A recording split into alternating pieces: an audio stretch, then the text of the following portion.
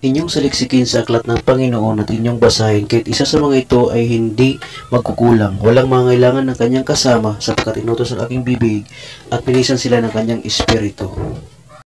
Ayan po, welcome po sa aking channel, Roberto Real Vlog. Ang ating po yung pag-uusapan ay tungkol sa kabuuan ng kalikasan ng tao.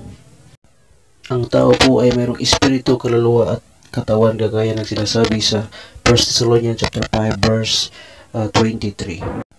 Ito po ang sabi, naway lubusan kayong gawing banal ng Diyos na siyang nagbibigay ng kapayapaan at naway panatilihin niyang walang kapintasan ang buo ninyong katauhan, ang espiritu, kaluluwa at katawan hanggang sa pagparito ng ating Panginoong Hesukristo. Pag namatay ang katawan, ang espiritu ay babalik sa Diyos na siyang nagbigay nito, kagaya ng sinasabi sa mga ngaral chapter 12 verse 7. Kung magkagayon, babalik ka sa lupa kung saan ka nagmula, at espiritu mo ibabalik sa Diyos nang siyang nagbigay nito.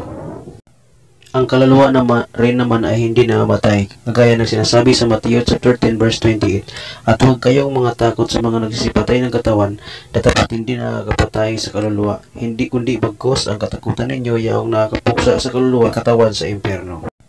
Ang kaluluwa ay pupunta ito sa mga daigdig ng mga patay o kung tawagin ay Hades, kagaya ng sinasabi sa Acts chapter 2 verse 27.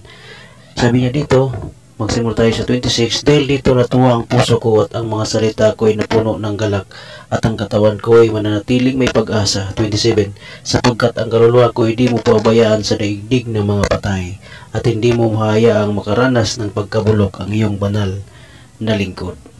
Itinuro mo sa akin ang mga landas patungo sa buhay dahil ikaw ang kasama ko, ako ay mapupuno ng kagalakan.